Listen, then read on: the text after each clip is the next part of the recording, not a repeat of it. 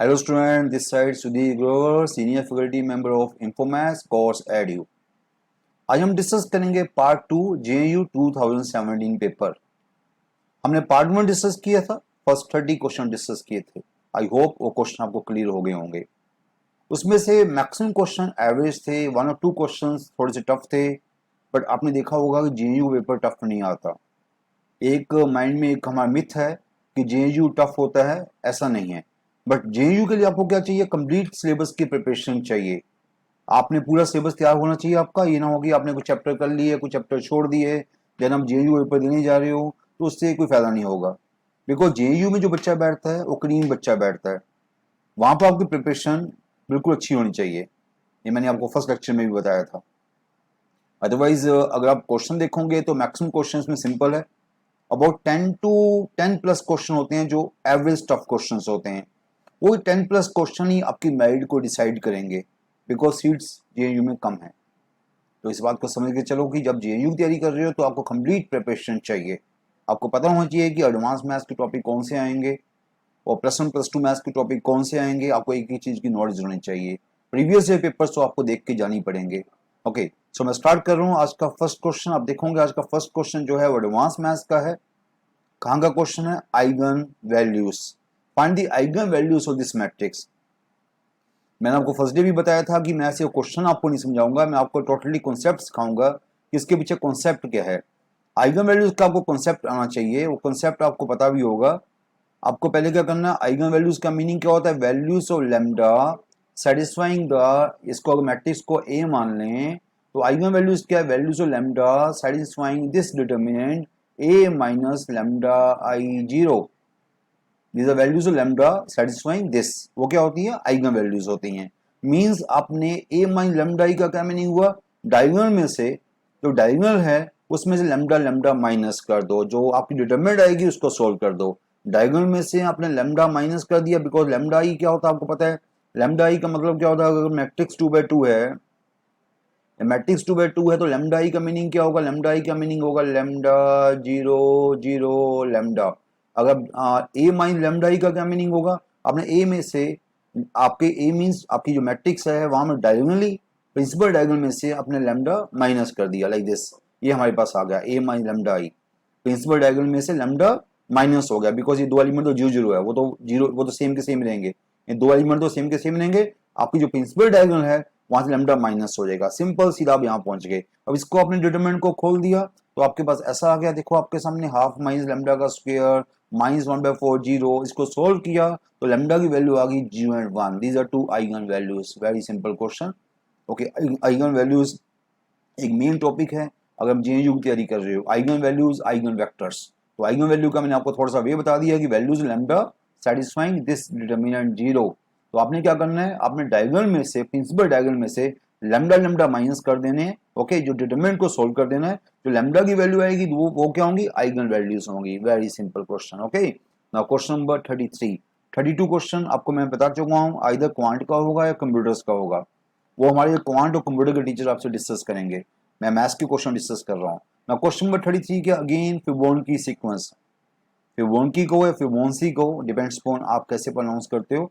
तो कैसे सीक्वेंस है? फिबोनाची सीक्वेंस आपको आनी चाहिए। उसका मीनिंग क्या होता है? उसका मीनिंग होता है कि fn is equal to fn minus 1 plus fn minus 2।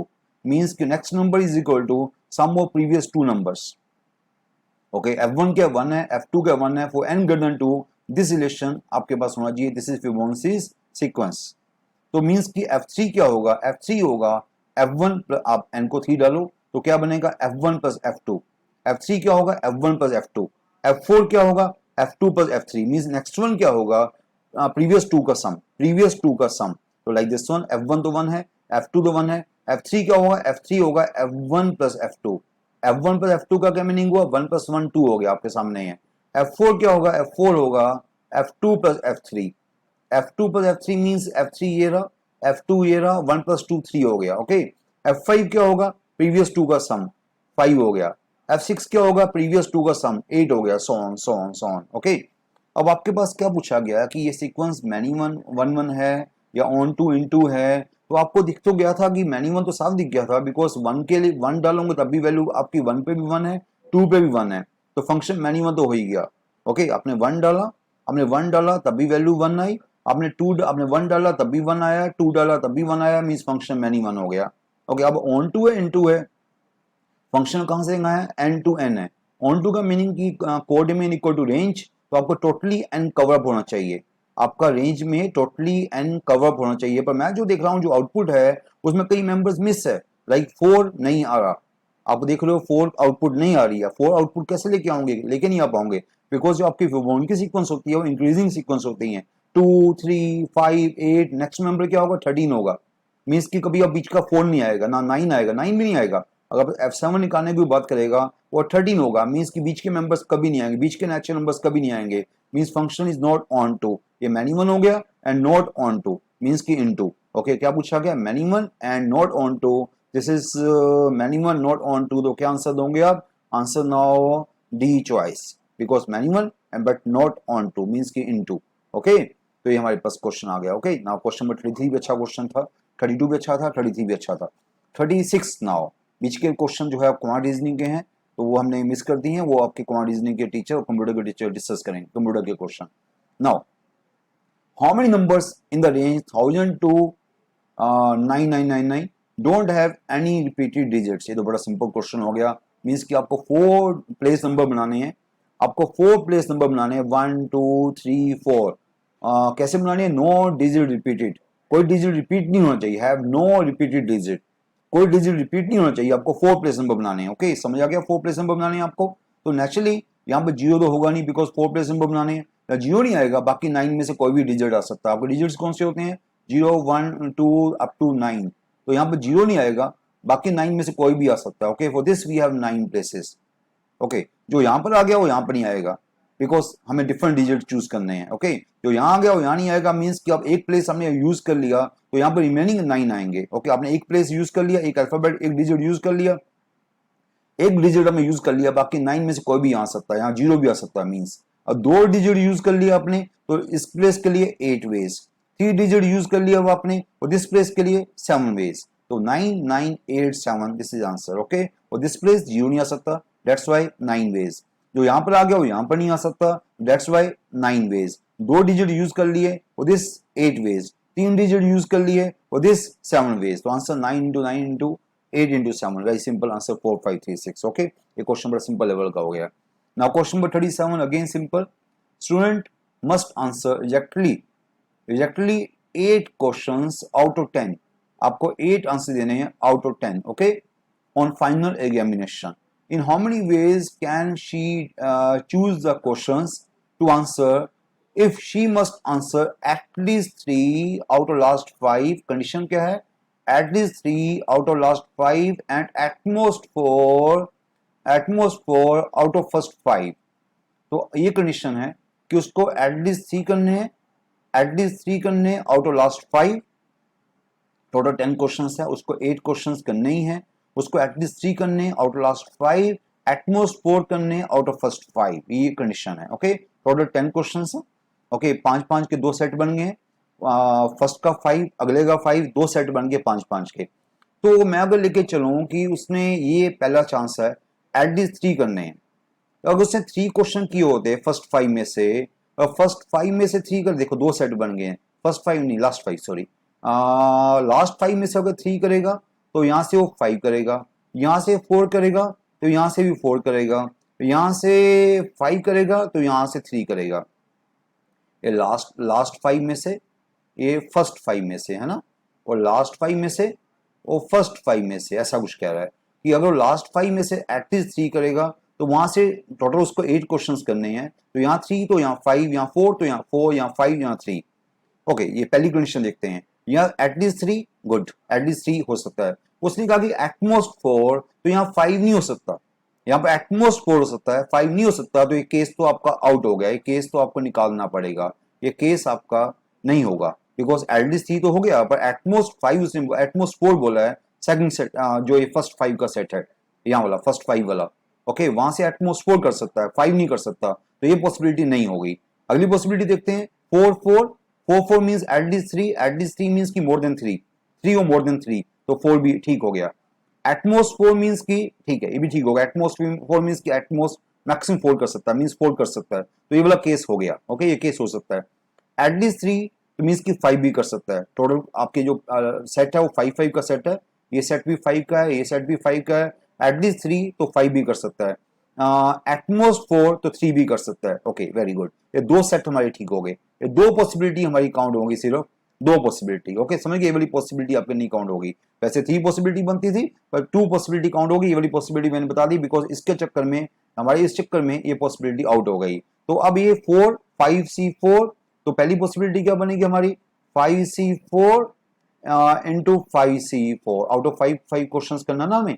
Similarly दूसरी पॉसिबिलिटी क्या बनेगी, 5C5 5C3, this is answer. Okay, आपने देख लिया। अब देखो ये दिस इज मैंने कर दिया, यहाँ पर सॉल्व कर दिया, तो वैल्यू क्या आएगी 35। क्वेश्चन अच्छा था, सिंपल क्वेश्चन था, बट कई बार बच्चे यहाँ फंस जाते हैं। हमने देखा इस क्वेश्चन में बच्चे गलत करके आते हैं, बट क्वेश्चन सिंपल था। अब आ गया एडवांस मैथ्स का क्वेश्चन। किसका क्वेश्चन है, मॉडर्न अलजेब्रा। मैं बार बार आपको कह रहा हूँ कि जेईयू की तैयारी करने जा रहे हो तो ये ना सोचो कि जो पिछले 2 क्वेश्चन आए थे वैसे ही सारे क्वेश्चन आएंगे।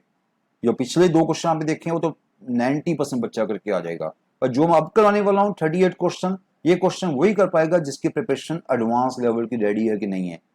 तो अब आपको एडवांस मैथ्स भी आपको अच्छे तरीके से देखना होगा, स्पेशली मॉडर्न अलजेब्रा जिससे क्वेश्चन हर साल पूछे गए हैं। तो ये क्वेश्चन वो बड़ी अच्छी बात यह है कि जो क्वेश्चन आ रहे हैं बिल्कुल थ्योरेटिकल क्वेश्चन आ रहे हैं जेएनयू में, कोई ज्यादा डीप क्वेश्चन नहीं आ रहे। अगर दिल्ली यूनिवर्सिटी का पेपर देखोगे तो डीयू में काफी एडवांस क्वेश्चन आते हैं जिसमें डीप चले जाता है मैथ्स के। जेएनयू में डेफिनेशन बेस्ड क्वेश्चन आ रहे हैं। आप देखोगे यार एक मिनट, क्या question, among the following statement identify the true statement. Okay, क्या है, any subgroup of cycle group, any subgroup of cyclic group is cyclic. जिसने कभी साइक्लिक ग्रुप किया हुआ उसको पता है कि any subgroup of cyclic is always cyclic, this is right, first one is right. Okay, this is right. तो अगला क्या, let X star be a subgroup of G N X, N क्या कुछ set दे रहा है, क्या set दे रहा है, एक्स सच दैट दिस। इसका मीनिंग क्या होता है, किसी को अगर डेफिनेशन पता हो ये क्या होता है, कभी ऐसा आ जाए एक्स के एलिमेंट क्या होंगे, ये एलिमेंट किसको बोला जाता है, दिस मीन एच क्या हो गया, इट मीन एच जो हो गया नॉर्मल ग्रुप हो गया, नॉर्मल सब ग्रुप हो गया। एच क्या हो गया, इसका मतलब डेफिनेशन किसकी है, नॉर्मल सब ग्रुप की। ये डेफिनेशन है नॉर्मल सब ग्रुप की, इस डेफिनेशन ऑफ नॉर्मल सब ग्रुप। तो उसने क्या पूछा है, उसने पूछा क्या एन स्टार सब ग्रुप होगा, यस, बिकॉज ये क्या होगा, नॉर्मल सब ग्रुप होगा। नॉर्मल सब ग्रुप होगा तो सब ग्रुप तो हो ही गया ना, so this is again right, number 2 is again right, number 1 is right, number 2 is right because number 2 जो है वो that's the definition of the normal subgroup। number 3 क्या है, number 3 किसकी definition है, that's actually definition of the center of the group। ये किसकी definition है, center of the group। आपको बता दूं center group is always a normal subgroup। अगर आप कहीं बुक्स में पढ़ोगे तो आपको समझ आ जाएगा center group को हम क्या बोलते हैं, normal subgroup। ये जो definition है center group की definition है, दिस इज आल्सो नॉर्मल सब ग्रुप। तो ये भी नॉर्मल सब ग्रुप हो गया, ये भी सब ग्रुप, तीनों सब ग्रुप्स हो गए। उसने पूछा क्या सब ग्रुप है, यस, ये भी सब ग्रुप हो गया, वो भी सब ग्रुप हो गया, नंबर 2 भी सब ग्रुप हो गया, नंबर 3 भी सब ग्रुप हो गया, और नंबर 1 जो सब ग्रुप और साइकिल ग्रुप है वो हमेशा साइकिलिक होता है। तो ऑल 3 राइट, तीनों स्टेटमेंट राइट हो गई हैं, all of these are true. तो ये देखो कितना आसान क्वेश्चन था, बड़े आसान क्वेश्चन उसके लिए आसान क्वेश्चन है जिसको तीनों चीजें पता है कि नॉर्मल ग्रुप की डेफिनेशन क्या होती है, सेंट्रो ग्रुप की डेफिनेशन क्या होती है, साइक्लिक ग्रुप क्या होता है, ये आपको पता है तो इजी क्वेश्चन। अगर नहीं पता तो फिर तो मैं कुछ नहीं बोलूंगा, फिर तो आप कुछ नहीं कर पाओगे। ओके, तो आपको एडवांस मैथ्स आना चाहिए। Find the sum of this series, ये क्वेश्चन कितना अच्छा क्वेश्चन है, ये क्लासेस में हम बच्चों को करवाते हैं, इसका शॉर्टकट कराते हैं बच्चों को क्लासेस में। अदरवाइज मैं पूरा क्वेश्चन करने बैठ गया तो काफी लंबा क्वेश्चन हो जाएगा। बाय कंपेयरिंग द कोएफिशिएंट्स, ये बायनोमियल थ्योरम का क्वेश्चन है। अदरवाइज शॉर्टकट क्या है कि इन दोनों को ऐड कर दो, इन दोनों को ऐड कर दो, इन दोनों को ऐड किया क्या बना, एन बना, इन दोनों को ऐड किया क्या बना, स्मॉल एन बना। तो ये आपका आंसर आ गया विदाउट एनी कैलकुलेशन, सी चॉइस। ये हम क्लास में बच्चों को बताते हैं क्यों बना, कैसे बना। ये बायनोमियल थ्योरम से क्वेश्चन होता है बाय कंपेयरिंग द कोएफिशिएंट्स। तो कंपेयर करेंगे तो टाइम बड़ा वेस्ट होगा, तो शॉर्टकट ये दोनों को ऐड कर दो, कैपिटल एन आया, इन दोनों को ऐड कर दो, स्मॉल एन आया, तो आपका आंसर क्या, सी चॉइस, बिना किसी कैलकुलेशन के। Okay, C choice, very important question. Question number 41 again very very simple question, ये क्वेश्चन पहले भी रिपीट हो चुका हुआ है। Let the equation of two circles be like these are two circles they touch each other. दो circle जब touch करते हैं तो हर बच्चे को शायद कंडीशन पता है, जो टच ईच अदर, तो टच ईच अदर में कंडीशन क्या होती है, distance between centres is equal to r1 plus r2, d is equal to distance between centres d that's equal to r1 plus r2, है ना, ये कंडीशन होती है। जो पहला सर्कल है उसका सेंटर क्या, उसका सेंटर है माइनस g1 माइनस f1, उसका c1 क्या, 0 है। सेकंड जो सर्कल है उसका सेंटर क्या, उसका सेंटर है माइनस g2 माइनस f2, उसका c2 0 है। ओके, दोनों के सेंटर मुझे पता है, दोनों का C1 C2 पता है, तो आराम से मैं डिस्टेंस बिटवीन सेंटर निकाल लूंगा, R1 R2 भी निकाल लूंगा। आप देख रहे हो डिस्टेंस बिटवीन सेंटर्स, ये दो सर्कल है, हमने क्या लगाया, D is equal to R1 plus R2। Distance between centres क्या बना, आपको पता है सेंटर क्या है, पहले का सेंटर है minus G1 minus F1, second का सेंटर क्या है माइनस G2 माइनस F2।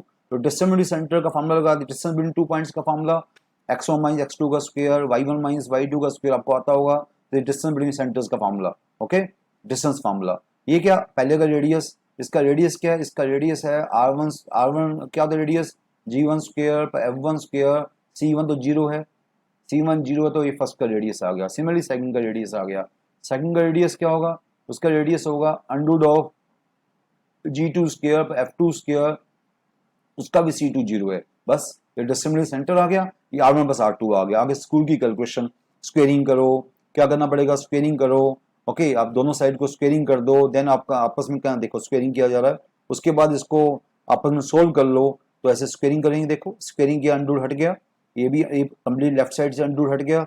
यहाँ स्क्वेयरिंग करोगे, डैट स्क्वेयर ये आ गया, डैट स्क्वेयर ये आ गया, प्लस ट्वाइस ए बी का फॉर्मूला ये आ गया। उसके बाद जो रैशनल पार्ट है उसको उस तरफ ले जाओगे, रैशनल पार्ट को यहाँ रहने दोगे, अगेन स्क्वेयरिंग करोगे, अगेन स्क्वेयरिंग करोगे, फिर अगेन कैंसिल हो जाएगा काफी कुछ, तो अल्टीमेटली आपके पास ऐसा बन जाएगा। आप देख सकते हो आराम से सिचुएशन को। आपको वीडियो लेक्चर का फायदा ही होता है कि कुछ चीज ना समझ आए तो उसको एक दो बार आराम से देख सकते हो आप, तो इसको आराम से देख लेना कि ठीक जा रहे कि नहीं जा रहे हम लोग। तो एक बार स्क्वेयरिंग करना पड़ेगा, अगेन दो बार, दूसरी बार भी स्क्वेयर करना पड़ेगा, तो फाइनली पिक्चर ये आपके पास आ जाएगी, दिस इज आंसर। तो देखा आपने, क्वेश्चन सिंपल था, ये क्वेश्चन सिंपल था, ये मैक्सिमम बच्चे करके भी कर सकते हैं। Now student, question number 43, very simple question, but ये क्वेश्चन वही कर पाएगा जिसको नंबर थ्योरी आती है। ये क्वेश्चन किसका है, नंबर थ्योरी का है। कैसे पता लगा मुझे, बिकॉज ये जो सिंबल है, दिस सिंबल क्या है, इसका मीनिंग क्या है, दिस मीन्स कंग्रुएंसी। क्या बोलते हैं इसको नंबर थ्योरी में, congruency, A congruent to B mod M. इसका मीनिंग क्या होता है, इसका मीनिंग होता है M divides A minus B. ये सिंबल कौन सा है, divides, m divides a minus b. Okay, for example like 5 congruent to 1 mod 2, बताओ ठीक है गलत है, because 2 divides 5 minus 1, this is right, 2 divides 5 minus 1, 9 congruent to 3 mod 3, बताओ ठीक है गलत है, 3 divides 9 minus 3, again right। Means इसका मीनिंग आपको पता होना चाहिए, कंग्रुएंसी का मीनिंग क्या है, means m divides a minus b। तो ये कुछ कह रहा हमें, तो वैसे तो ये नंबर थ्योरी का रिजल्ट है, जिस बच्चे ने कभी नंबर थ्योरी की है उसको पता है कि सीधा इसका आंसर पता है कि इसका आंसर क्या है, ए चॉइस, सीधा आंसर पता है। अदरवाइज जिसने नंबर थ्योरी नहीं की है उसको मैं कहूंगा कि इसको एग्जाम्पल से यूम कर सकता है, एग्जाम्पल ले सकता है, इसको ए बी सी को यूम करके देखे। वैसे तो मैं बताऊं कि ये आपकी सी चॉइस वैसे कभी नहीं पॉसिबल है, because greatest common divisor D है। इसका मीनिंग क्या है कि D should divide C, D should divide C, D should divide N. तो ये डी बाई एन तो नेचुरल नंबर नहीं होगा, डी बाई नेचुरल नंबर नहीं होगा, बिकॉज यहाँ पर एम क्या होता है, नेचुरल नंबर होता है। यहाँ आपको पता है कि डी एन को डिवाइड कर रहा है, मीन्स एन बड़ा है डी छोटा है, तो ये नेचुरल नंबर तो नहीं होगा, तो ये चॉइस तो वैसे आउट चलेगी। सिमिलरली ये चॉइस भी आउट चलेगी, ओके, बिकॉज ये मल्टीप्लाई होगा, मल्टीप्लाई जो नहीं उसको डिवाइड करे। आपकी बी चॉइस जो है वो तो वैसे भी आप देख सकते हो कि चांस नहीं बन रहा, बिकॉज आपने सी को हटा दिया तो उससे कोई इसका चांस नहीं बन रहा। फिर भी अगर किसी बच्चे को लग रहा है कि उसको एग्जाम्पल चाहिए तो एग्जाम्पल को यूम कर सकता है। फॉर एग्जाम्पल लाइक मैंने सी को ले लिया 5, ओके, मैं अभी ए और बी को डिसाइड करूंगा, सी को मैंने 5 ले लिया, ओके, और यहाँ मैं मोड को भी मैं डिसाइड करूंगा, अभी कुछ डिसाइड नहीं किया मैंने। यहाँ लेता हूँ मैं 3 लेता हूँ, 15 हो जाएगा ये, 5 इंटू 3 15। और यहाँ लेता हूँ मैं, क्या लूँ बताओ, 15 माइनस 5 भी कर सकते हैं, वैसे 1 भी कर सकते हैं, या यहाँ आप कर दो 2 कर देता हूँ मैं, 2।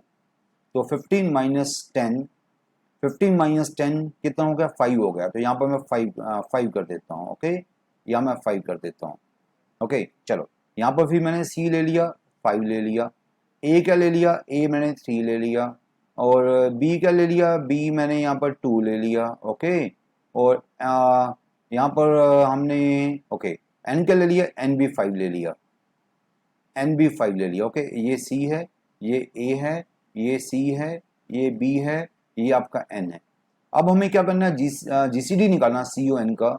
और by chance C O N मैंने दोनों को 5-5 लिया, और बाई चांस 5-5 ले लिया, वैसे आप डिफरेंट ले सकते थे आप, मैंने 5-5 ले लिया, चलो कोई बात नहीं, जो ले लिया ठीक है। जीसीडी अगेन 5 आ गया। अब आपको देखना पड़ेगा कि A congruent to B mod N by D, वैसे देखा जीसीडी चेंज कुछ नंबर डिफरेंट कर लेते हो ज़्यादा अच्छा होता, चलो कोई बात नहीं, जो ले लिया सो ठीक है। अब फर्स्ट चॉइस देखते हैं क्या होगा कि नहीं होगा। 3 A congruent to B, 3 congruent to D mod N by D.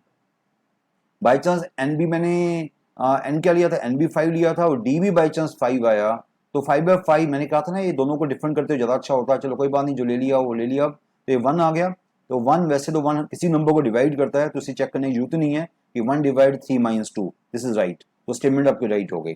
तो ऐसे कुछ और एग्जाम्पल भी ले सकते हो, ये तो चलो आपको मैंने एग्जाम्पल से अभी मेरे माइंड में आया, मैंने ले लिया, जस्ट आपको मैंने ये बता दिया कि ऐसा आप कुछ एग्जाम्पल को देख सकते हो। ऐसे एग्जाम्पल होंगे तो आपका कई चॉइसेस फेल हो जाएंगी, कई चॉइस पास हो जाएगी, तो जस्ट मैंने एक वे बताया कि अगर आपको नंबर 3 नहीं आती तो ऐसे एग्जाम्पल को अज्यूम कर सकते हो, कुछ और ले लो, ओके। तो कहने का मतलब ये है कि आपका आंसर ए चॉइस आएगा, आप जो मर्जी एग्जाम्पल लेके देखोगे आप, हमेशा आपका आंसर क्या आएगा, ए चॉइस आएगा। वैसे भी जिसको रिजल्ट आते हैं वो सीधा बोल देगा ए चॉइस, उसको पता है कि नंबर 3 का बेसिक रिजल्ट है। नाउ क्वेश्चन नंबर 44, ये भी एडवांस क्वेश्चन है, ये क्वेश्चन भी कोई एवरेज बच्चा नहीं कर पाएगा, ये क्वेश्चन वही बच्चा कर पाएगा जिसको थोड़ा सा एडवांस मैथ्स आता है। Work done in moving a particle in a force field by force किसमें, वेक्टर फॉर्म में है, along the curve x y from T1 to T2। सोचो क्या क्वेश्चन आप कर सकते हो, क्या ये क्वेश्चन आपने किया हुआ ऐसा क्वेश्चन। मैंने आपको पीछे भी नंबर थ्योरी का आपने देखा, लास्ट 3 क्वेश्चन कैसे आए हैं, एक क्वेश्चन ग्रुप थ्योरी का आया, एक क्वेश्चन नंबर थ्योरी का आया, अब ये क्वेश्चन किसका आ गया, स्टैटिक्स का क्वेश्चन आ गया, मैकेनिक्स एंड स्टैटिक्स, ये स्टैटिक्स का क्वेश्चन आया, ओके। तो मैकेनिक्स स्टैटिक्स अगर मैं किया हुआ है, ये वहीं का क्वेश्चन है, अदरवाइज सिंपल वर्क का क्वेश्चन नहीं है, तो वो आपको आना चाहिए आर्टिकल अगर आपने किया है तो मैकेनिक्स एंड स्टैटिक्स। तो इसमें क्या है, इसमें हमारे पास पहले क्या चीज आएगी, वर्क का फॉर्मूला आपको आना चाहिए। वर्क का फॉर्मूला होता है integration F dot D S, okay. Simple maths में क्या फॉर्मूला होता था वर्क का, फोर्स डॉट एस, है ना, ये फॉर्मूला होता था हमारा वर्क का। अब यहाँ पर डी एस लगाया है तो force dot D S integration. तो फोर्स क्या है, फोर्स आपको पता है क्या है, तो फोर्स हमारे पास दी जा रही है, क्या दी जा रही है, फोर्स 3xy। अगर मैं फोर्स को लिखना चाहूँ तो फोर्स क्या है, फोर्स है 3xy comma 3xy comma -5z okay and comma 10x, ये आपकी फोर्स है ना, ये आपकी फोर्स है। और ds का मीनिंग क्या होता है, ds का मीनिंग होता है dx dy dz। तो इनका डॉट क्या हो जाएगा, इनका डॉट देख सकते हो आप 3xy dx, इनका डॉट होगा 3xy dx -5z dy, okay, plus 10x dz, ये आपको आ गया होगा इतना। तो ये आपको मैंने समझा दिया, ये आपका वर्क आ गया, ओके। ये आपका यहाँ पर पहुंच गए, ओके। फोर्स डॉट ds कर ले, डॉट करना सभी बच्चों को आता है। अब एक्स वाई की वैल्यू डाल दो, एक्स की वैल्यू भी टी में है, वाई की वैल्यू भी टी में है, देख सकते हो एक्स की वैल्यू, वाई की वैल्यू, और यहाँ से डी एक्स डी टी भी निकाल लो। डी एक्स क्या होगा, डी एक्स होगा 2t, okay, D x by D T जिसे हम बोलते हैं। डी एक्स क्या होगा 2t dt, और डी वाई क्या होगा, डी वाई होगा 4t dt, और डी जेड क्या होगा, डी जेड होगा 3t स्क्वेयर dt, ओके। ये आपने निकाल लिया, डी एक्स निकाल लिया, डी वाई निकाल लिया, d y t d t में निकाल लिया, डी जेड निकाल लिया, ओके। तो ये आपने इसको d x d y d z भी डाल दिया, देखो डी एक्स डाल दिया, डी वाई डाल दिया, आप देखोगे डी वाई डाल दिया 40 डी टी, वो यहाँ पर डाल देंगे, ये बाकी जो था वो वहाँ से आएगा।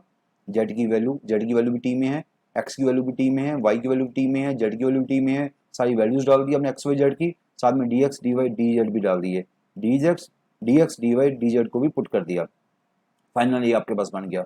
आप देख लोगे, अभी पीछे मैंने एक्स वाई जेड नहीं लिखा, आप देख सकते हो, अगर किसी बच्चे को दिखाना चाहो तो दिखा भी सकता हूँ मैं। एक्स की वैल्यू क्या, टी स्क्वायर प्लस 1, देख सकते हो एक्स की वैल्यू टी स्क्वायर प्लस 1, और वाई की वैल्यू क्या है, वाई की वैल्यू है this into this into D x, ये हमने किया। इन तीनों को मल्टीप्लाई करोगे, मल्टीप्लाई मीन्स पुट करोगे, सॉरी वहाँ पर उसको पुट करोगे तो ये आपके पास बन जाएगा। ओके, सिमिलरली ये जेड की वैल्यू को पुट करोगे, डी वाई की वैल्यू को डी टी में पुट करोगे, एक्स की वैल्यू को पुट करोगे, डी जेड की वैल्यू डी टी में पुट करोगे, सब कुछ जो मैंने बताया है सब कुछ पुट कर दो तो आपके पास ये हमारे पास आ गया एक्स वाई जेड। ये देखो एक्स वाई जेड और d x d y d z वहां पुट कर दिया। ओके, आप देख सकते हो आराम से। तो ये हमारे पास बन गया सिंपल टी की इंडिकेशन बन गई, सिंपल पोनोमियल बन गया। उसकी इंडिकेशन हर बच्चे को करनी आती है फ्रॉम 1 to 2।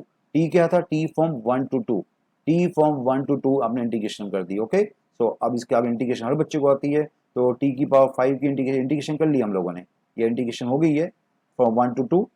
इंटीग्रेशन कहाँ से गए, from 1 to 2। Okay, integration from 1 to 2। तो टी की पावर 5 की इंटीग्रेशन टी की पावर 6/6, तो 2 बच गया। टी की पावर 4 की इंटीग्रेशन टी की पावर 5/5, अगेन 2 बच गया। टी की पावर 3 की इंटीग्रेशन टी की पावर 4/4, 3 बच गया। टी की पावर 2 की इंटीग्रेशन टी की पावर 3/3, 10 बच गया। Okay, from 1 to 2 upper limit 2 put कर दो, माइनस लोअर लिमिट 1 पुट कर दो, आपका आंसर आ जाएगा 303। तो ये क्वेश्चन बड़ा अच्छा क्वेश्चन था, बट ये क्वेश्चन वही कर सकता है जिसको ये वाला फॉर्मूला आता है। ये फॉर्मूला आना चाहिए, उसके आगे इसको अप्लाई करना भी आपको आना चाहिए। डी एक्स क्या होता है, डी वाई क्या होता है, सब कुछ आपको पता होना चाहिए। ये क्वेश्चन बड़ी अच्छा क्वेश्चन था, मेन ये फॉर्मूला था। ये फॉर्मूला प्लीज माइंड में रखो, ये बड़ा अच्छा फॉर्मूला, कहीं पर भी आ सकता है ये क्वेश्चन, कहीं पर भी आ सकता है, आपके एनआईटी में भी आ सकता है ऐसे question. Okay, now question number 45, find the root of this equation. देखो जो बच्चा इसका रूट निकालेगा उसे मैं क्या बोलूंगा, जो बच्चा इसका रूट निकालने बैठ जाएगा, इसको उधर लेके जाएगा, उसको उधर लेके जाएगा, क्रॉस मल्टीप्लाई करेगा, उसको तो मैं क्या बोलूं, आप बताओ क्या बोलें इस बच्चे को। आप क्या करो, चॉइसेस को पुट कर दो। ऐसे क्वेश्चन में जब कभी क्वेश्चन है root of the equation, root नहीं निकालते, चॉइसेस को पुट कर देते हैं। आप -2 को पुट करके देखो, -1/2 को पुट करके देखो, बड़ी फास्ट होगा। तो आपने देखा इससे चॉइसेस को पुट करोगे, only one choice -3 satisfy, minus definitely पहले आप -2 को डालोगे वो फेल हो जाएगी, फिर -3 को डालोगे -3 पास हो जाएगी, तो -2 तो वैसे ही फेल होगी बिकॉज -2 पे 0 आ गया नीचे, तो वैसे ही फेल होगी। तो सीधा आप उसके बाद -3 को चेक करोगे। जब भी चॉइसेस को चेक करते हैं पहले इंटीजर चॉइसेस को चेक करोगे, तो -2 तो वैसे ही फेल होगी बिकॉज -2 पे अनडिफाइन आ गया, -3 डालोगे तो पास हो जाएगी, तो आपका answer only -3। Very simple question. Okay, now question number 48, vectors issue form a common point have their heads in a plane, the vector perpendicular to this plane। Means कहना ही चाहता है कि 3 वेक्टर्स प्लेन में है तो उसके परपेंडिकुलर वेक्टर क्या होगा। तो आपको पता होना चाहिए अगर वेक्टर ए वेक्टर बी होता है तो उसके परपेंडिकुलर वेक्टर क्या होता है, क्या बोला जाता है उसको, ए क्रॉस बी। ओके, तो एक्स वाई के क्या परपेंडिकुलर वेक्टर होगा, x cross y. X y के क्या वेक्टर परपेंडिकुलर होगा, x cross y, vector x cross vector Y.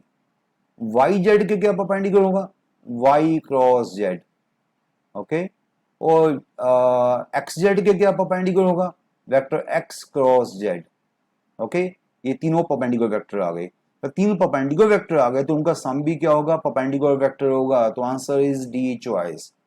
Okay, जब तीनों वेक्टर परपेंडिकुलर हो गए, तीनों सेम प्लेन, तीनों जो वेक्टर सेम प्लेन में है, तीनों वेक्टर सेम प्लेन में है, तो उनका परपेंडिकुलर जो होंगे, उनके जो सम ऑफ परपेंडिकुलर होगा वो भी परपेंडिकुलर होगा, सम ऑफ परपेंडिकुलर भी क्या होगा, वो भी परपेंडिकुलर होगा। बिकॉज जब एक प्लेन आपके पास बन जाता है तो उसके ऊपर जब दो परपेंडिकुलर बनाते हो तो वो दोनों एक सेम डायरेक्शन में रहते हैं। बिकॉज प्लेन आपका लाइक जैसे एक पेपर है, पेपर भी हम लोगों ने परपेंडिकुलर बना दिया, एक सपोज करते हैं मैंने एक पेन यहाँ लगाया, एक मैंने यहाँ पे, देखो दोनों परपेंडिकुलर आपस में क्या हो गए, पैरेलल हो जाएंगे, दोनों परपेंडिकुलर आपस में क्या हो जाएंगे, पैरेलल हो जाएंगे। आपका प्लेन तो सेम है, हमने 3 परपेंडिकुलर बना लिए, तीनों परपेंडिकुलर आपस में क्या हो गए, पैरेलल हो गए, उनका सम भी क्या होगा, वो भी परपेंडिकुलर ही होगा। अब एक पैरेलल वेक्टर में दूसरा पैरेलल वेक्टर ऐड करोगे, फिर तीसरा पैरेलल वेक्टर ऐड करोगे, तो वो पैरेलल वेक्टर ही रहेगा, मींस कि वो सेम, जो डीआरस और सेम ही रहते हैं, डीआरस आपके सेम ही रहते हैं। चेक कर लो बेशक आप, आई प्लस जे प्लस के में 2i plus 2j plus 2k plus 3i plus 3j plus 3k add कर दो, तो वो भी क्या आएगा, वो आएगा 6i plus 6j plus 6k। Means की पैरेलल में पैरेलल प्लस पैरेलल ऐड करोगे उसके डीआर सेम ही रहेंगे। ओके, कहने का मतलब है कि अगर आपने पैरेलल वेक्टर निकाल लिया, मीन्स की उसके आपका प्लेन था, आपने प्लेन का परपेंडिकुलर वेक्टर निकाल लिया, फिर एक और परपेंडिकुलर निकाल लिया, एक और परपेंडिकुलर निकाल लिया, तीनों परपेंडिकुलर आपस में पैरेलल हो गए, और तीनों को अगर ऐड करोगे वो भी परपेंडिकुलर ही रहेगा, तो answer is D choice. Okay, तो ये कुछ और क्वेश्चन बाई चांस चॉइस सी भी मुझे सेम दिख रही है, पर चलो मैंने डी मार्क करवा दिया, तो चॉइस सी भी सेम दिख रही है, मे भी प्रिंटिंग मिस्टेक हो सकती है, तो इसको आप देख लेना। तो मैं सी और डी यहाँ तो मुझे सेम चॉइस दिख रही है। ओके, सी और डी सेम चॉइस दिख रही है यहाँ तो। Okay, now question number 49, very useful question. ये क्वेश्चन है तो +1 +2 मैथ्स का, और मुझे क्वेश्चन बड़ा अच्छा लगा। बिकॉज कई बच्चे मेरे पास आए हैं सर ये क्वेश्चन मुश्किल लग रहा हमें, और क्वेश्चन बड़ा ही अच्छा था। क्या क्वेश्चन है? Let z be a complex number such that mod z 1 then all the values of z by 1 minus z square. ये क्वेश्चन बड़ा अच्छा क्वेश्चन है। कॉम्प्लेक्स नंबर एक अच्छा टॉपिक है, स्पेशली अगर आप जेएनयू की तैयारी कर रहे हो तो जेड क्या है? जेड मोड जेड 1 है, ये एक हिंट होता है। मोड जेड 1 है, तो मोड जेड 1 है तो जेड को हम क्या ले सकते हैं? जेड को ले सकते हैं हम cis theta cos theta plus iota sine theta. हर बच्चे को पता होना चाहिए सीज थीटा क्या होता है, cos theta plus iota sine theta. अब इसको पुट करेंगे जेड की value cis theta, Z square क्या हुआ by De Moivre's theorem, by De Moivre's theorem Z square क्या होगा सीज थीटा की पावर 2, सीज थीटा की पावर 2 क्या होगा सीज 2 थीटा, क्या होगा वो सीज 2 थीटा। हर बच्चे को पता है सीज थीटा की पावर एन, एन मल्टीप्लाई हो जाता है, एन अगर इंटीजर हो तो 2 अंदर मल्टीप्लाई हो गया, तो ये सीज 2 थीटा बन गया। ओके, कोई प्रॉब्लम नहीं है। सीज 2 थीटा क्या होता है? Cos 2 theta plus iota sine 2 theta. तो कॉस 2 थीटा हम इधर ले गए, साइन 2 थीटा उधर ले गए। ओके, सभी बच्चों को पता है। तो सीज 2 थीटा का फॉर्मूला कॉस 2 थीटा वो यहाँ पर रहने दिया, साइन 2 थीटा आगे ले गए, बिकॉज नेगेटिव है तो दोनों नेगेटिव नेगेटिव दिख रहे हैं आपको। ओके, तो आपको समझ सकते हो आप। अब 1 माइनस कॉस 2 थीटा क्या होता है? 2 sine square theta. Sine 2 theta का फॉर्मूला क्या होता है? 2 sine theta cos theta. Okay, बड़ी सिंपल सी बात हो रही है। यहाँ से 2 साइन थीटा नीचे से कॉमन आ गया, तो अंदर क्या बचा? Sine theta minus eta cos theta. Okay, अब ये हमारे पास आ गया। देखो मैंने कहा ना ये क्वेश्चन अच्छा क्वेश्चन है, बड़े बच्चे कुछ स्टार्ट करेंगे बीच में छोड़ देंगे। अब इस पार्ट को मैं क्लास में स्पेशल बच्चों को बोलता हूँ, ये पार्ट तो मैं स्पेशली क्लास में बच्चों को बोलता हूँ कि इसको रेडीमेड याद कर लो। यहाँ से माइनस आयटा अगर कॉमन ले लोगे, यहाँ से अगर माइनस आयटा कॉमन ले लोगे तो क्या बचेगा? 1 by minus eta. 1 by minus eta means plus eta. Minus eta common ले लिया है, क्या हो गया? Cos theta. आपने क्या लिया? माइनस आयटा कॉमन ले लिया। माइनस आयटा कॉमन लिया तो 1 बाय माइनस आयटा क्या होता है? आयटा होता है। ओके, ये हमारे पास आ गया। तो क्या आ गया? ये तो सीज थीटा बन गया, ये तो माइनस आयटा सीज थीटा बन गया। इसको रेडीमेड याद कर लो, ये बड़ी बार आपके सामने आता है। ये माइनस आयटा सीज थीटा हो गया, तो ये क्या हो गया? Minus iota cis theta. अब सीज थीटा ऊपर नीचे से कैंसिल हो गया, आपके पास ये आ गया बस। अब आपको पता है कि 1 बाय माइनस आयोटा क्या होता है? 1 बाय माइनस आयोटा होता है आयोटा, ये ऊपर आयोटा चले गया, तो आयोटा बाय 2 साइन थीटा, ये आपका फाइनल आंसर आ गया। Iota by 2 sine theta means की 0 कॉमा, आपको पता है कि x plus iota y, x plus iota y को क्या लिखते हो आप? x कॉमा वाई, है ना, ऐसा लिखते हो ना। तो इसको क्या लिखोगे? 0 कॉमा 1 बाई, इमेजिनरी पार्ट आ गया, रियल पार्ट आया नहीं, रियल पार्ट नहीं आया तो इमेजिनरी पार्ट आ गया, ओनली एक्स पार्ट 0 आया, मतलब एक्स पार्ट 0 आ गया, वाई पार्ट क्या आया? 1 बाय 2 साइन थीटा। तो ये आपका फाइनल आंसर आ गया। तो ये आपको पता है किस पे लाई कर रहा है? This lie on the y axis. कितना अच्छा क्वेश्चन था ये। इस क्वेश्चन में बच्चों को बड़ी प्रॉब्लम आती है, तो बट ये क्वेश्चन अच्छे लेवल का क्वेश्चन था, कॉम्प्लेक्स नंबर का अच्छा क्वेश्चन था। Now question number 51। ये क्वेश्चन भी बच्चा देख के कंफ्यूज हो जाता है, पर उतना ही इजी क्वेश्चन है। ये क्वेश्चन मैंने बड़े बच्चों से देखा है, सर ये क्वेश्चन नहीं हो रहा, पर मैं कहूंगा कि इतना इजी क्वेश्चन है, तो बट पता नहीं क्यों बच्चा इसको छोड़ के आ रहा है। पहली बात तो यह है कि सिंपल सी कैलकुलेशन करो। आयटा को यहाँ से, ये आयटा है, आयटा नहीं, सॉरी आयटा नहीं, आई है। I means from 0 to, I means sum, आपको पता ही है, variable, this is a variable from 0 to infinity. I आपका एक कट जाएगा, नीचे फैक्टोरियल आई माइनस 1 हो जाएगा, आप देख सकते हो आई कैंसिल हो गया, नीचे फैक्टोरियल आई माइनस 1 हो गया। ओके, बिकॉज आई फैक्टोरियल आई होता है ना आपका, फैक्टोरियल आई क्या होता है? आई इंटू फैक्टोरियल आई माइनस 1, तो ये हमारे पास आई कैंसिल हो गया। अब ऊपर से आपको पता समेशन तो आई पर है, लैम्डा पर समेशन नहीं है।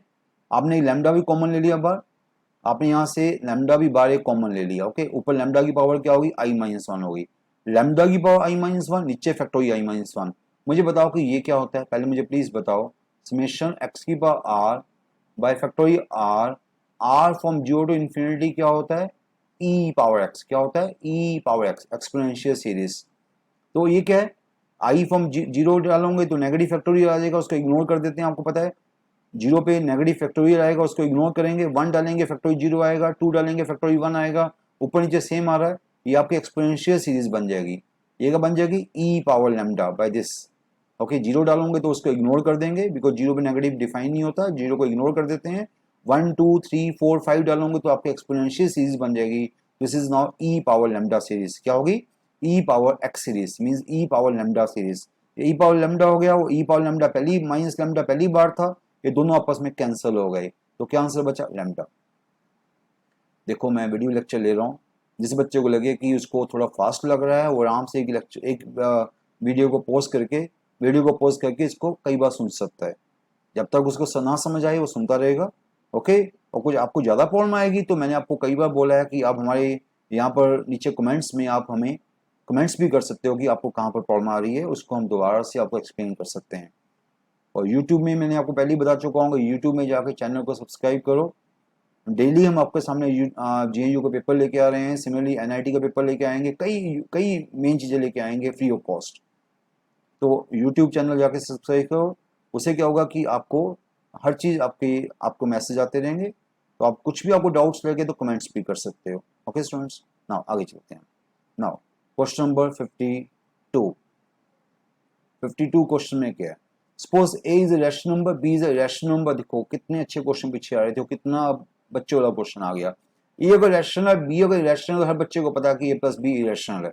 हर बच्चे को पता है कि A प्लस बी क्या इरेशनल है। देखो ऐसे क्वेश्चन भी आते हैं JNU में, ऐसे क्वेश्चन का कोई फायदा नहीं होता बिकॉज ये 100% बच्चे करके आते हैं। तो इसको ना सोचना कि सर ऐसे क्वेश्चन आए तो हमारा JNU क्लियर हो जाएगा। ये वो क्वेश्चन है जो 100% बच्चा करके आएगा। Rational plus irrational is irrational, हर बच्चे को पता है, इसमें किसी को डाउट नहीं होगा। नाउ क्वेश्चन नंबर 54 भी सिंपल क्वेश्चन है। लेट सेट एक्स क्या है? ABC, सेट वाई क्या? 1 2 3 4। How many 1 to 1 functions are there? आपको पता है 1 to 1 का मीनिंग क्या होता है कि when x1 not equal to x2, when x1 not equal to x2, this implies fx1 not equal to fx2. This is meaning of 1 1। तो आपको पता है कि A के लिए 4 पॉसिबिलिटीज है, B के लिए रिमेनिंग 3। आप ऐसे भी कर सकते हो, A एलिमेंट के लिए 4 पॉसिबिलिटीज है, B के लिए 3 पॉसिबिलिटीज है, C के लिए 2 पॉसिबिलिटीज है। अदरवाइज फार्मूले से करना चाहते हो तो फार्मूला क्या है? 4p3। फार्मूला क्या है? 4p3। ये 4 किसके एलिमेंट है? इसके एलिमेंट है। आपको क्या करना है? 3 एलिमेंट्स को 4 एलिमेंट्स के पास जाना है। How many veg? 4p3। Otherwise मैंने बता दिया 4 इंटू 3 इंटू 2 भी कर सकते थे आप, आपकी मर्जी है, ओके। अदरवाइज फार्मूला लगा दो, ये फार्मूला भी ठीक है, 4p3, okay. Number 1 1 functions. Now question number 55, ये क्वेश्चन कहाँ का है? Sequence series, convergence, divergence, again advance maths, BSc maths. तो इनमें से कौन सी सीरीज आपकी कन्वर्जेंट है? ओके, ये आपको आराम से देखना है कौन सी सीरीज कन्वर्जेंट है। कोई बच्चा देखना चाहेगा उसको समझ आ जाएगा, ये तो e की पावर 2 है, this converges to e power 2। अभी मैंने थोड़ी देर पहले बताया है कि ये सीरीज क्या होती है, ये होती है e की पावर x। अभी मैंने पीछे क्वेश्चन में बताया था जैसे e पावर x, वो क्या होगी? e पावर 2 हो गया, this converges to e square. ये क्या है? आपको पता है कि 1/n, ये सीरीज क्या है? इसको कंपेयर करोगे बाय द कंपेरिजन टेस्ट, इसको कंपेयर करोगे सीरीज 1/n स्क्वायर से, इसको कंपेरिजन टेस्ट से इसको कंपेयर करोगे by this series with this series, ये क्या है? कन्वर्जेंट है, तो वो भी क्या हो जाएगी? कन्वर्जेंट हो जाएगी। सो बोथ कन्वर्जेस, ये भी कन्वर्ज हो जाएगी, ये भी कन्वर्ज हो जाएगी, बट दिस इज डाइवर्जेस। क्यों? By Leibniz test. इसको बोला लेबनिज, मैं पहले भी एक करा चुका हूँ क्वेश्चन आपको, आपके 2 क्वेश्चन आ गए इसके ऊपर। पर Leibniz alternating test, by Leibniz alternating test आपके पास क्या होना चाहिए उस केस में? -1 की पावर an, पर an क्या होना चाहिए? an should be positive, should be decreasing. पर यहाँ पर an जो है इंक्रीजिंग है, या an जो है इंक्रीजिंग है, तो दिस इज क्या है? This is oscillating. ये सीरीज जो बनेगी ऑसिलेटिंग बनेगी, ऑसिलेटिंग। ये आपकी कन्वर्जन नहीं बनेगी because by Leibniz test this should be decreasing. तो ये आपकी इंक्रीजिंग, ये आपकी an जो इंक्रीजिंग आ रही है, तो दिस इज, ये क्या होगी? This is not conversion, this is oscillating. तो ओनली 1 2 कन्वर्जेस, ओनली 1 2 कन्वर्जेस। तो बड़ा सिंपल क्वेश्चन हो गया था, और ये क्वेश्चन उसके लिए सिंपल है जिसको एडवांस मैथ्स आता है, उसको पता होना चाहिए कि टेस्ट कौन से होते हैं, कंपेरिजन टेस्ट कौन सा होता है, ऑल्टरनेटिंग टेस्ट कौन सा होता है, ये उसको पता होना चाहिए। नाउ नेक्स्ट क्वेश्चन क्या? Let ABCB square matrices, AB is equal to I, BC is equal to I, where I is the ordinary matrix, the matrix A should be equal to, ये फिर भी इजी क्वेश्चन, बड़ा easy question है। AB is I, BC is I। तो अब हम क्या करेंगे? हमने यहाँ से क्या करना है? हमने इसको मल्टीप्लाई कर दिया बोथ साइड्स को, किससे मल्टीप्लाई कर दिया? B इनवर्स से। हमने बोथ साइड्स को B इनवर्स से मल्टीप्लाई कर दिया, A into B inverse is equal to I into B inverse, okay. तो B into B inverse I हो गया, okay. I into B inverse B inverse हो गया, I इंटू B इनवर्स क्या हो गया? B इनवर्स हो गया। तो आपने क्या देखा? A इक्वल टू क्या हो गया? A equal to B inverse हो गया, ओके, फ्रॉम दिस। सिमिलरली इसमें से भी हम ऐसा करेंगे, इसमें क्या करेंगे हम? BC is equal to I है, BC is equal to I है, तो यहाँ इसको मल्टीप्लाई कर देंगे B इनवर्स से, बी इनवर्स से मल्टीप्लाई किया, बी इनवर्स से मल्टीप्लाई किया तो क्या होगा देखो, B inverse into I, B inverse B I हो गया, I into C is B inverse, तो सी क्या हो गया, बी इनवर्स हो गया, यहाँ सी बी इनवर्स हो गया, यहाँ ए बी इनवर्स हो गया, बी इनवर्स ए है, बी इनवर्स सी है, it means B inverse A equal to C हो गया, so B inverse is equal to A is equal to C, तो हमारा आंसर क्या हो गया, A is equal to C. तो बड़ा सिंपल सा क्वेश्चन हो गया, A is equal to C. Okay, इस क्वेश्चन को दोबारा से सुन लेना एक बार, क्वेश्चन सिंपल था। क्वेश्चन नंबर 58 तो बड़ी पुराना क्वेश्चन है मैथ्स का, ये तो आपको आंसर भी याद होगा। ये 3 पॉइंट्स क्या, these 3 points are they lie on the simple straight line, they are collinear, these 3 points are collinear। क्यों? बिकॉज जब इसका डिटरमिनेंट बनाओगे, आप डिटरमिनेंट बनाओगे, इसके एरिया निकालोगे, half of the determinant. First point आपको पता ही है, फर्स्ट पॉइंट ये रहा, सेकंड पॉइंट ये रहा, थर्ड पॉइंट ये रहा, देखिए क्या एरिया फार्मूला लगा दिया हमने, एरिया फार्मूला हर बच्चे को पता है, half of the first point, second point, third point, यहाँ क्या होता है 1 1 1। ओके, इसके ऊपर अपने अपने एरिया फार्मूला लगा दिया, तीनों पॉइंट्स पे एरिया फार्मूला लगा दिया। Apply column 1 plus column 2, column 1 plus column 2 क्या हो गया, कॉलम 1 ये हो गई, कॉलम 1 प्लस कॉलम 2 को ऐड किया, कॉलम 1 और कॉलम 2 को ऐड किया, कॉलम 1 ये आ गई। By chance a plus b plus c common ले लोगे तो फर्स्ट कॉलम आ जाएगी 1 1 1, थर्ड कॉलम क्या 1 1 1, दो कॉलम सेम आ जाएंगी, फर्स्ट कॉलम आ जाएगी 1 1 1, थर्ड कॉलम भी है 1 1 1, दो कॉलम सेम आ गई तो डिटरमिनेंट क्या हो गया, 0 हो गया, तो आंसर इज 0। ओके, तो इसका आंसर 0 मींस 3 पॉइंट्स आर, जब एरिया 0 होता है तो पॉइंट्स क्या होते हैं, collinear, so points are collinear, very simple. Again 59 simple question, if line OP through a origin O makes angle A 45 degree 60 degree with x axis y axis z axis, then the value cos A क्या है। हर बच्चे को पता है कि if alpha beta gamma are the angles makes with any line makes with x axis y axis z axis, then cos alpha cos beta cos gamma are the direction cosines, and cos के alpha plus cos के beta plus cos के gamma क्या होता है, 0। अगर सम of squares to direction को sign की बात करेगा कोई, सम ऑफ स्क्वायर्स टू डायरेक्शन को साइंस क्या होता है, cos के अल्फा प्लस cos के बीटा प्लस cos के गामा क्या होता है, सॉरी 1 क्या होता है, मैंने 1 बोला था ना पीछे, पता नहीं 0 ना बोल दिया हो, चेक कर लेना। सम ऑफ स्क्वायर्स टू डायरेक्शन को साइन क्या होता है 1, सम ऑफ स्क्वायर्स टू डायरेक्शन को साइन क्या होता है 1, तो this is L is cos alpha, means कि एंगल A था तो cos है, second is cos 60, third is cos 45, तो ये आपका सम ऑफ स्क्वायर्स हो गया, दिस इज 1। बस उसके आगे तो पता ही है, cos 60 की वैल्यू 1/√2 होती है, cos 60 होता है 1/2, दिस इज हाँ ये सॉरी ये यहाँ चलेगा, cos 45 1/√2 उसका स्क्वायर 1/2 हो गया, cos 60 1/2 होता है उसका स्क्वायर 1/4 हो गया, ये इधर चलेगा कोई बात नहीं, वो एक ही बात है, cos 45 1/√2 उसका स्क्वायर 1/2, cos 60 1/2 उसका स्क्वायर 1/4, तो cos के a की वैल्यू आ गई, क्या ही वैल्यू 1/4, cos a की वैल्यू क्या आ गई 1/2, वेरी सिंपल क्वेश्चन, बस ये छोटी सी बात थी, sum of squares of direction cosine is 1, वो हर बच्चे को पता होना चाहिए। Now question number 60, same question हमने कई बार, ऐसे ही क्वेश्चन कई बार पहले देखा है, काफी अच्छा क्वेश्चन है, पर बड़े बच्चे इस क्वेश्चन को छोड़ के आते हैं।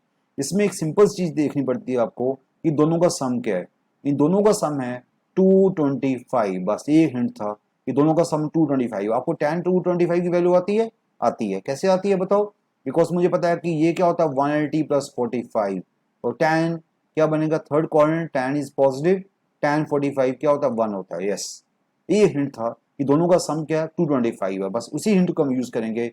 हम क्या करेंगे, tan 225 ले लेंगे, tan 225 को क्या से लिखेंगे हम 203 प्लस 22, क्यों, बिकॉज आप देख सकते हो दो एंगल यूज हो रहे हैं 203 और 22, दोनों एंगल बेस से हमने इसको लिख लिया।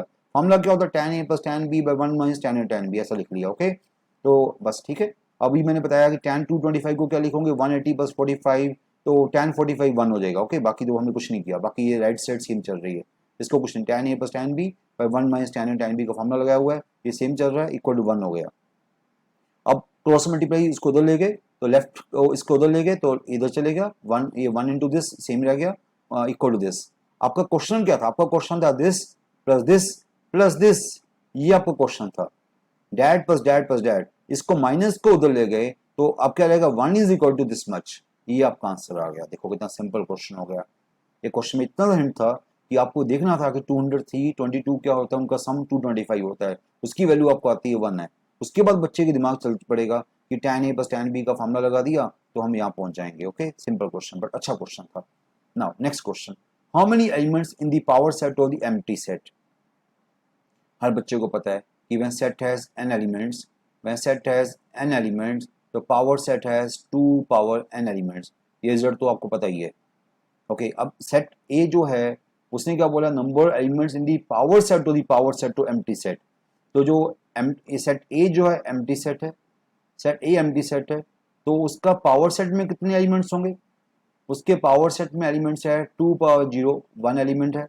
मुझे उसके पावर सेट का पावर सेट के एलिमेंट्स बताने हैं, पावर सेट तो एम्प्टी सेट। अब उसके पावर सेट में अगर 1 एलिमेंट है तो उसके पावर, ये आपका नया सेट बन गया, मान लो कोई नया सेट बन गया। अगर मैं बनाना चाहूँ तो बना भी सकता हूँ, बट टाइम वेस्ट होगा। और मैं बनाना चाहूँ तो इसका पावर सेट क्या बनेगा, इसका पावर सेट ही बनेगा। ओके, तो इसके पावर सेट में कितने एलिमेंट्स होंगे, सेट में अगर आपके एक एलिमेंट है और इसमें एक एलिमेंट है तो उसके पावर सेट में कितने एलिमेंट्स होंगे, 2 की पावर 1 2 एलिमेंट्स होंगे। Answer is 2 power 1 2। ओके, तो ये बड़ा सिंपल सा क्वेश्चन बन जाता है कि सेट में कितने एलिमेंट्स थे, सेट में नो एलिमेंट था, उसके पावर सेट में एक एलिमेंट हो गया, उसके पावर सेट में 2 की पावर 1 2 एलिमेंट्स हो गए। तो आपने डबल बार पावर सेट किया। ओके, तो आंसर 2 की पावर 1 2। Very simple question.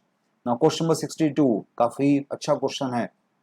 ये क्वेश्चन आपने शायद पहले भी देखा होगा, एनआईटी में देखा होगा। एनआईटी में ऐसे क्वेश्चन काफी आ रहे हैं। तो consider the following limits then all of them don't exist, exactly 2 of them exist don't exist. ये पीछे चलेगा, आपको शायद दिख नहीं रहा होगा। इसका मीनिंग क्या लिखा हुआ, exactly 2 of them don't exist, all of them exist, exactly 1 of them does not exist. ऐसी चॉइसेस है। तो बस आपको देखना कि कौन सी लिमिट एग्जिस्ट कर रही है, कौन सी लिमिट एग्जिस्ट नहीं कर रही। इसको तो मैं पहली फर्स्ट लुक में इसको फेल कर दूंगा, बिकॉज मुझे पता है कि मोड एक्स पे एक्स की लिमिट एग्जिस्ट नहीं करती। आपको पता है कि गर्दन जीरो आपको जीरो पे चेक करना है, गर्दन zero mode x plus x होगा, एक्स पे एक्स 1 हो जाएगी, राइट हैंड लिमिट इसकी 1 हो जाएगी, लेफ्ट हैंड लिमिट इसकी -1 हो जाएगी। ये लिमिट तो डेफिनेटली थर्ड एग्जिस्ट नहीं करेगी। मैं अभी दिखाऊंगा आपको। तो अगर किसने पहले तैयारी अच्छी की हुई है उसको पता है कि जीरो के नेबरहुड में क्या हो रहा है, फंक्शन पहली बात चेंज हो रहा है, x when x is rational, zero when x is irrational. और जीरो का नेबरहुड देखोगे आप, जीरो के नेबरहुड में क्या होगा मुझे बताओ, जीरो के नेबरहुड में क्या होगा, नेबरहुड समझते हो ना आप, 0 -h 0 + h। जब आप लिमिट निकालते हो तो क्या निकालते हो, नेबरहुड करते हो, लेफ्ट नेबरहुड राइट नेबरहुड। तो राइट नेबरहुड लो लेफ्ट नेबरहुड लो, आप कोई भी नेबरहुड लोगे उस नेबरहुड में क्या होंगे, many are rational many are irrational. अगर मुझे किसी ने बोला 0.1 क्या है, 0.1 क्या रैशनल है, तो कोई मेरे से पूछे 0.1 2 3 4 ये क्या है, ये इरेशनल है। क्यों, non repeating non terminating, non repeating non terminating. अगर मैं 0.1 डालूंगा रैशनल है तो इसकी जो वैल्यू आएगी FO.1, FO.1 क्या बनेगी, FO.1 बन जाएगी अकॉर्डिंग टू दिस। एक्स डालूंगा एक्स आएगा व्हेन एक्स इज रैशनल, ये 0.1 बनेगी। वो FO.1 2 3 4 5 इरेशनल है, सोन नॉन रिपीटिंग नॉन टर्मिनेटिंग। तो यहाँ पे वैल्यू क्या बनेगी, 0 बनेगी। तो कहने का मतलब है कि in the neighbourhood of some number, zero के नेबरहुड में there are infinitely many rationals, infinitely many irrationals. तो जब रैशनल आएगा तो वैल्यू आपके एक्स आ जाएगी, जब इरेशनल आएगा तो लिमिट आपकी 0 हो जाएगी। तो limit does not exist, limit does not exist. वही हमने आपको बताया, in any neighbourhood we have rationals and irrationals. तो वहां पर लेफ्ट और राइट कभी सेम नहीं होगा। अभी आपने देखा था, एक मैंने सिंपल सा 0.1 लिया था वो रैशनल हो गया था। ये सिंपल सा 0.1 0 0 ऐसा कुछ ले लो अपनी मर्जी से, 0 2 3 बिल्कुल उसके पास का नंबर ले लो, जैसे नॉन रिपीटिंग नॉन टर्मिनेटिंग। एक रैशनल हो गया, एक इरेशनल हो गया, एक रैशनल हो गया, एक इरेशनल हो गया। यहाँ पर वैल्यू क्या आएगी, FO(x) आएगा, मीन्स 0.1 आएगी। यहाँ पर वैल्यू क्या आएगी, 0 आएगी, बिकॉज इरेशनल है तो वैल्यू 0 दे रहा है मुझे, वो इरेशनल में क्या वैल्यू दे रहा है, 0 दे रहा है। तो आपकी कुछ 0.1 आ गई, कहीं पर 0 आ गई, मीन्स आपकी लिमिट ही सेम नहीं रहेगी। तो लेफ्ट हैंड लिमिट और राइट हैंड लिमिट तो बिल्कुल भी सेम नहीं रहेगी। तो कहने का मतलब है कि लिमिट इज नॉट पॉसिबल। ये तो मैंने आपको पहले बता दिया। ये mod x by x when x positive, जब एक्स पॉजिटिव है तो मोड एक्स क्या होता है, प्लस एक्स होता है। तो एक्स बाय एक्स आपकी राइट हैंड लिमिट इसकी 1 हो जाएगी, राइट हैंड लिमिट क्या हो जाएगी, इसकी 1 हो जाएगी। और इसकी लेफ्ट हैंड लिमिट क्या हो जाएगी, लेफ्ट हैंड लिमिट, और लेफ्ट हैंड लिमिट क्या हो जाएगी, इसकी -1 हो जाएगी। क्यों, तो लेस देन 0 है तो मोड एक्स क्या हो जाएगा, -x हो जाएगा। तो -x बाय x -1 हो जाएगी। तो left hand limit is not equal to right hand limit, तो लिमिट इज नॉट पॉसिबल। 2 की लिमिट नहीं है, पर इसका तो मुझे साफ पता है किसकी लिमिट है। क्यों, 0 इंटू बाउंडेड, एक 0 है साथ में बाउंडेड फंक्शन है, बिकॉज साइन इज बाउंडेड। आपको पता है कि sine is always in between -1 to 1। Okay, 0 into bounded, तो लिमिट क्या होती है, 0। तो उस केस में आपका सेकंड की लिमिट हो जाएगी, पर फर्स्ट और थर्ड की नहीं होगी। तो उसने क्या बोला, exactly one of them doesn't exist, exactly two of them don't exist. पीछे देखो क्या लिखा हुआ, exactly two of them don't exist, इसका मीनिंग है exactly two of them don't exist. तो answer is second, exactly two of them don't exist. तो this is answer. Okay, देख लिया आपने, बड़ा अच्छा क्वेश्चन था। तो ये क्वेश्चन मैं नहीं कहूंगा टफ क्वेश्चन था, बट अच्छा क्वेश्चन था। नाउ क्वेश्चन नंबर 65, ये क्वेश्चन अगेन एक अच्छे कैटेगरी का क्वेश्चन आ गया, अगेन एक अच्छा क्वेश्चन आ गया। ये क्वेश्चन में भी आप कह सकते हो लीनियर ट्रांसफॉर्मेशन का क्वेश्चन है, लीनियर अलजेब्रा का, जैसे linear algebra transformation, linear transformation. तो बट ये क्वेश्चन इतना इजी बाई चांस निकला कि मुझे लगा नहीं कि मैंने कोई लीनियर अलजेब्रा लगाया है। पर पहली बात है, बच्चा इस क्वेश्चन को देखकर छोड़ देता है, देखता हो छोड़ देता है, उसको लगता है कि ये क्वेश्चन टफ आ गया। तो क्वेश्चन में है क्या, v1 v2 v3 are cube to r cube question है, आर क्यूब से आर क्यूब, इनपुट भी आर क्यूब है, आउटपुट भी आर क्यूब है। तो क्या चेंज हुआ, v1 v2 v3 क्या हो गया, v2 v3 v1 हो गया। कहने मतलब मैं बच्चों को याद करने का वे देता हूँ कि 1 2 3 क्या हो गया, 1 2 3 1 2 3 आपका 2 3 1 हो गया। याद करने का वे, आपका साइकिल आगे चले गया। 1 2 3 क्या हो गया, 2 3 1 हो गया।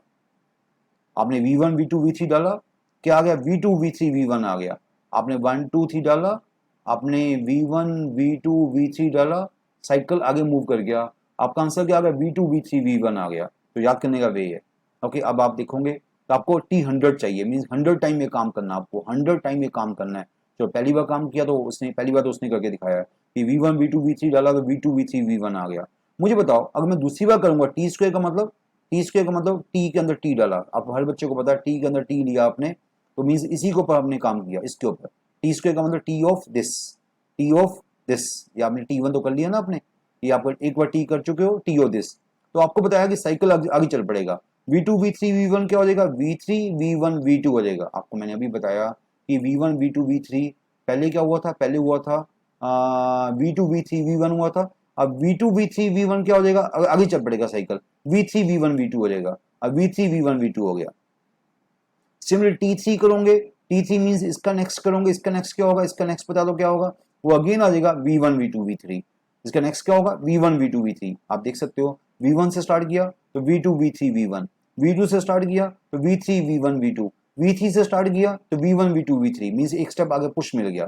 तो t19 आप t3 तक आपको वापस आ गया, t3 पे आपका फंक्शन वापस आ गया, देखो वापस आ गया। तो इट मींस कि 99 पे आपकी फंक्शन वापस आ जाएगा, t3 पे वापस आया, फिर t6 पे वापस आएगा, फिर t9 पे वापस आएगा, 3 के मल्टीपल पे आपका फंक्शन वापस आ रहा है, मींस कि v1 v2 v3 वापस आ रहा है। तो वेरी ऑब्वियस t100 क्या होगा, t100 जो होगा t और t99 होगा, t और t99 होगा, मींस कि इसका अगला स्टेप होगा।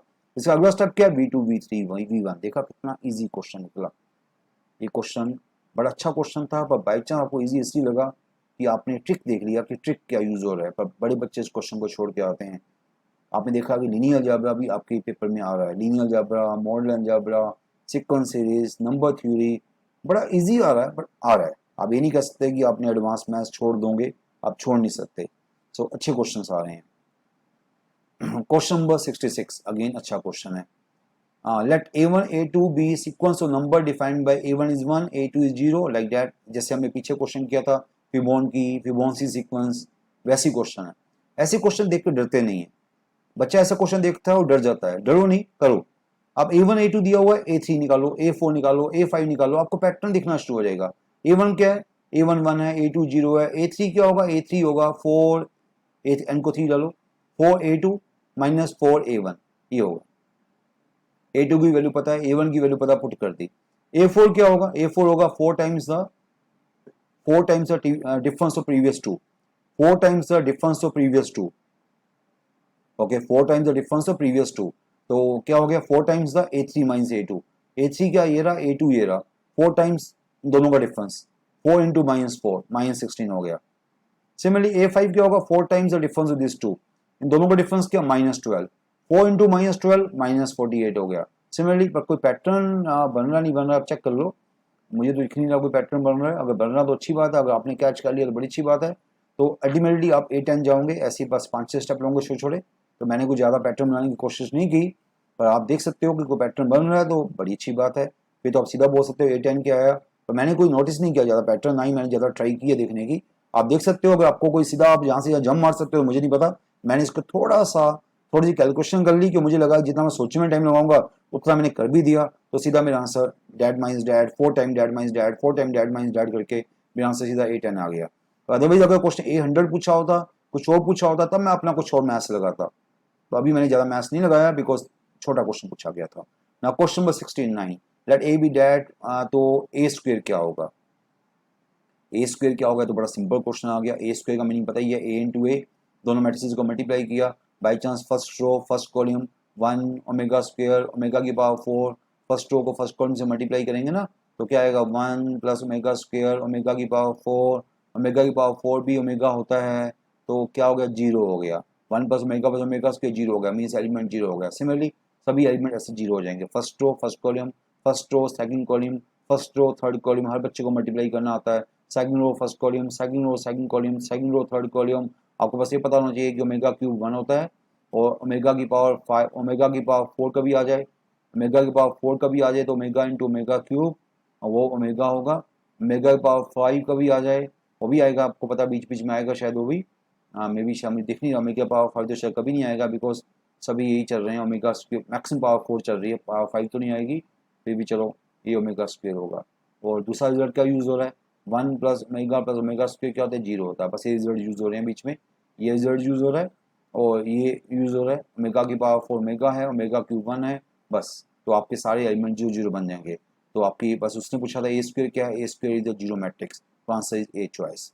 Okay, now question number 70, what is the probability of picking either a spade or queen from a spade or queen, बीच में और लगा हुआ है, spade or queen from well shuffled pack of playing cards. Playing card mean 52 cards. कितने spade होते हैं हमारे पास? 13 spade होते हैं। कितनी क्वीन होती हैं? 4 क्वींस होती हैं। ओके, आपको पता है। तो अगर स्पेड चूज करूंगा, आपको पता है यूनियन का मीनिंग क्या होता है? यूनियन का मीनिंग होता है ए यूनियन बी का मीनिंग क्या होता है? P a plus p b minus common, p a plus p b minus और मीन्स यूनियन, बीच में और है, इसमें यूनियन पूछ रहा है। अगर मैं स्पेड चूज करूंगा तो 13 आउट ऑफ 52। अगर मैं क्वीन चूज करूंगा तो 4 आउट ऑफ 52। कुछ कॉमन भी हो सकता है, हाँ कॉमन भी हो सकता है। क्वीन में भी स्पेड, आपको पता क्वीन स्पेड, आपको पता क्वीन और स्पेड एक भी कॉमन भी होते हैं ना कि नहीं होते? क्वीन 4 टाइप की होती है ना, तो चारों में से एक स्पेड भी होगी। क्वीन 4 टाइप की होती है, डायमंड हार्ट स्पेड, तो आपको पता 4 टाइप की होती है, तो 4 में से एक स्पेड भी होगी। तो उसमें से क्या होगा, 1 कॉमन होगी, मीन्स की दोनों कार्ड 1 कॉमन हो सकते हैं, तो 1 आउट ऑफ 52 वो उसको हम बाहर निकाल देंगे। ठीक है, तो क्या आंसर आ गया? This answer is 4/13। तो आपने देखा क्वेश्चन काफी अच्छे क्वेश्चन थे। अब सेट हमने पार्ट 2 डिस्कस कर लिया जेएनयू का 17 का, हम इसी वजह से 18 19 सारे डिस्कस करेंगे आपके साथ। तो आपको देख रहे कि एक एक क्वेश्चन डिस्कस कर रहे हैं आपके साथ, और कोई क्वेश्चन इतना टफ मैं कहूंगा कि जो एडवांस मैथ्स के क्वेश्चन है वो टफ इसलिए लगेंगे कि आपने अगर एडवांस मैथ्स नहीं किया तो टफ लगेंगे, अदरवाइज वो क्वेश्चन भी टफ नहीं है। तो जेएनयू का पेपर इतना टफ नहीं आ रहा, बट एक ही कंपटीशन अच्छा है, 3 बच्चा पेपर दे रहा है, तो वो आपको तैयारी अच्छी चाहिए होगी उसके लिए। तो इसी वजह से यूट्यूब में हमारे साथ रहो, चैनल को सब्सक्राइब करो, आपको ऐसी कई चीज़ें मिलती रहेंगी, तो वो आप देखते रहो। Thank you students.